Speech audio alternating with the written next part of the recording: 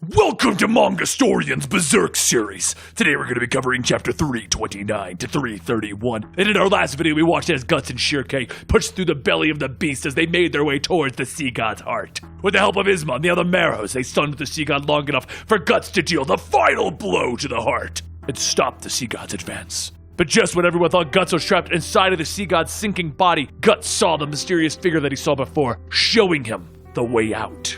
As Guts and the other enjoy their hard-fought victory at sea, Guts thinks back to a time when he didn't care whether he lived or died. Or at least, that's what he thought. There was a time when he was fighting with Gambino, where Gambino's mercenaries fought and lost and were all captured. As he walked in line with the other men shackled together, he tripped over a stone, and before he could even fall, he was whipped where he stood. As much as Guts was beaten, he never once lost his footing. As he stood back up, the man behind him asked if he's okay, and in Guts' fashion of not responding, the man says that he better watch it or he won't make it. Mercs like him are lucky enough to live after losing a battle, and in God's grace, really. Guts tells him that they'll probably end up working them to death in the mine, and the man laughs, telling him, "You got it all figured out, huh?" Guts says mercenaries just kill people because they can. Where's God's grace fit into that? As Guts takes another step, he stumbles, and the man behind him quickly reaches out to stop him from falling. Guts jerks his arm back, telling the man to never touch him. The man says that he gets it, no need to glare. He should be careful getting worked up like that. That arrow wound in his back can cause him to bleed out. And Guts yells, "Just shut up, it's none of your." But before Guts can finish, the wound does take its toll, and Guts begins to pass out. The soldier keeping the captives in line shouts that there is no slacking off, and he pulls his arm back to whip Guts again. However, as the crack of the whip comes, the man speaking with Guts steps in front of it, taking the hit for him. The man looks back, asking what kind of a soldier beats a child. He may be a kid, but he'll be a fine laborer if you don't kill him before then. As the man starts to help Guts up, he asks what the hell is he doing, and the man says, "Try not to put up a fight. You don't want to die here, do you?" And a short while later, as the mercenaries continue their walk, Guts hangs on to the man, stating that there's one thing that he should know. He's not for sale. The man begins laughing, asking him, "Is that so? To be a sellsword so young, why is that?" Guts doesn't answer, the man laughs, telling him, "I'm sorry, I didn't mean to pry. I'm sure you can sulk like a wounded mercenary, that's for sure." The man then looks back to see a white hawk and says that maybe, someday, somewhere, if they follow his example, or rather, their example, they might find brothers in arms to give them a meaning. That is if they live long enough. But shortly before the captives reach the castle, Guts hears a click and the man tells him that should do it. He looks at the lock and sees the man had just picked it, asking him why. The man says that once they're inside of the castle walls, escaping is going to be just that much more difficult. If he wants out, now's the time. The men on the horses in full armor won't be able to follow him down the cliff. Guts tells the man that they should take their time and escape together. The man says sorry, but he can't reach his own lock like this.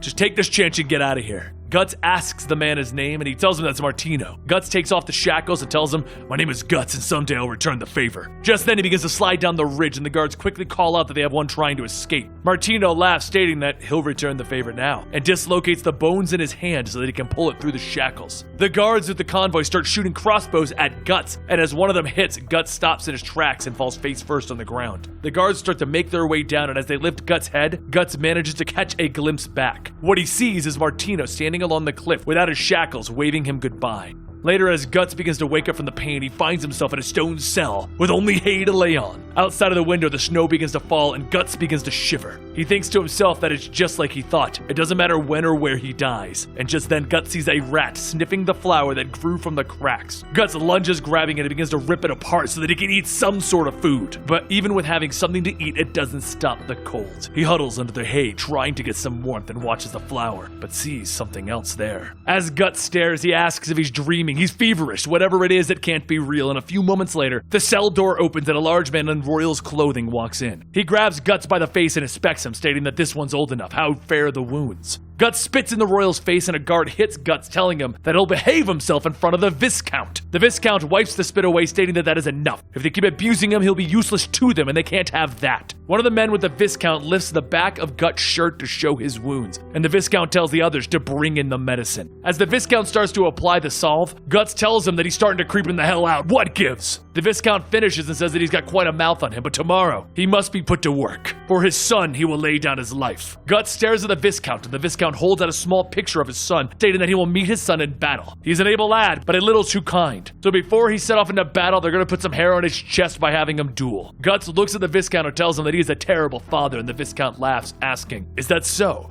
Well, since you want to be so feisty, no food for you. Just focus on healing." As the cell door slams, Guts crawls under the hay to try and stay warm, and as he looks at the flower, he starts to see a hallucination again. The little fairy tiptoes over to try and make no sound, and as she gets close, she picks up a straw of hay. She starts to wiggle it close to Guts' nose, and after a few moments, he lets out a loud sneeze. The little fairy runs back behind the flower, and Guts tells her that there's no need to be scared. She doesn't have to worry, he won't pick the flower. It looks like they'll be staying together for a while, so they may as well be friends. The fairy starts to walk up, asking, "Won't pick? Friends? Human? Become friends?" And Guts tells her, "Sure, that'll help pass the time." The little fairy says, "Chitch's name is Chitch! Chitch the flower spirit! That's what the rats call me, and so it's Chitch." Guts tells her that his name is Guts. "It's good to meet you, Miss Hallucination." Chitch says that she's not a hallucination. Chitch is Chitch. Human Guts saved her by eating the rat. If the rat would have eaten the flower, then Chitch would be gone. And for saving her, just tell her what she can do to thank Human Guts. Guts asks if she could get the keys, and Chitch tells him that she can't do that. She can't stray too far from the flower.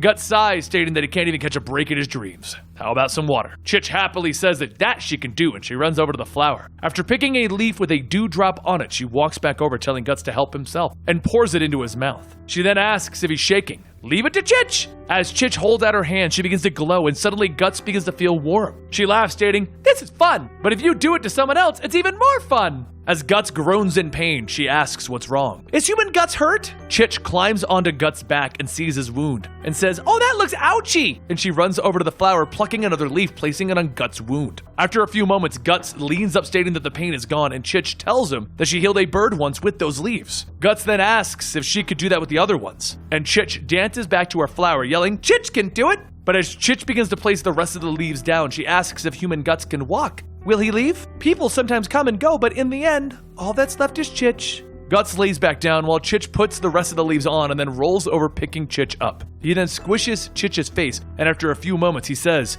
that he saw flowers like her outside the castle. If he can move, he'll take her flower with him over to the others. Then Chitch yells, "Really? Then Chitch will take care of all of Human Guts' wounds." She begins to pull the rest of the leaves off of the flower, telling Guts that he needs to sleep now so that he can heal. Guts begins to yawn as he falls back to sleep, and as he wakes back up, he feels his fever fading. He reaches down, pulling the leaves off of his back, and he looks around asking, "Where did Chitch go?" He looks down over at Chitch's flower, and he sees that it's beginning to die from having all of its leaves plucked. He reaches down to the flower, stating that she just healed him without even thinking of the consequences. And then he begins calling out, asking where is Chitch. But just then, the lock on the door begins to come off, and a guard yells to Guts that the Viscount has summoned him. He quickly grabs the flower, putting it into his pocket, and then the guards open the door and start to drag him out. One of the guards unlocks Guts' cuffs, and another tosses the bag onto him. The guards then tell him that the armor here has been confiscated. Put it on and head to the doors. He begins to put the armor on, and he steps out into the prison doorway, and he sees the Viscount's son in a full set of armor, and the guards surrounding him. The Viscount calls to his son, telling him to make him proud, handle him like he would a wild boar. And the Viscount's son begins to swing his mace wildly.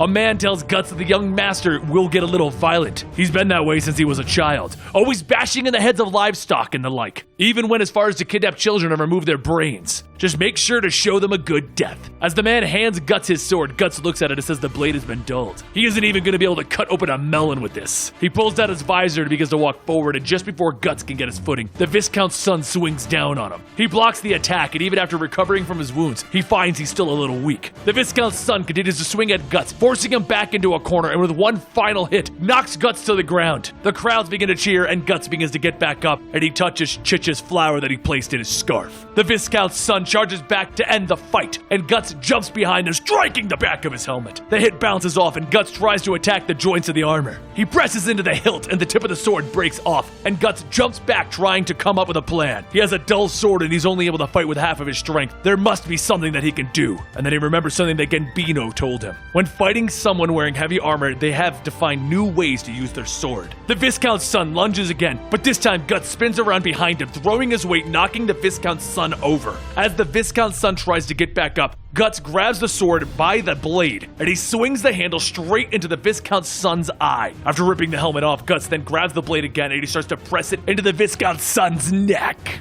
Guts whispers, telling him nobles taken hostage in the battlefield have some worth, but the Viscount's son shouts for the guards to prepare the horses. Not listening to the Viscount's son's request, the guards begin to surround the two of them and close in. One of the archers takes aim with his crossbow, and once he has a clear shot, he fires. At that exact moment, Guts feels Chich's flower falling out of his scarf, and he reaches to grab it. That action moved Guts just far enough to have the bolt from the crossbow miss him and shoot right into the Viscount's son. As everyone begins to panic, the guards along the wall are all struck with bolts, and another shouts that it's a raid. The castle gates begin to open, and seconds later, the courtyard is filled with soldiers on horseback, killing anyone that they can. Guts looks up to see Martino, and Martino says, "Oh, still alive after all." Guts begins to stand, and Martino tells him, "You have my gratitude. Thanks to you, I was able to inform the main battalion of the location of this fortress." Guts glares at Martino, and he says, "There's no need for that. This way, you're still alive, aren't you?" As Guts turns back, he calls out that they're even now, and Martino continues to give the rest of the men orders. He looks down to see Chich's flower on the ground, trampled by the horses. He takes the flower out to the hillside where he told Chich the others were, and he lets go, letting the wind take the flower. He waits for a moment expecting something to happen, but after a short while he turns and leaves. He thinks back to when Chich asked him if they would be able to find her, and will she be able to find them, and then he closes his eyes. He isn't sure if Chich was a dream or not, but this is just a memory buried from the days of early spring. And that concludes Berserk. So what do you think? Do you think Chich is a dream? Do you think it was just something that Guts thought up because he needed to heal? Or do you think it was a fairy that sacrificed himself for Guts? Let me know in the comments down below, and don't forget to subscribe to get your Berserk next week.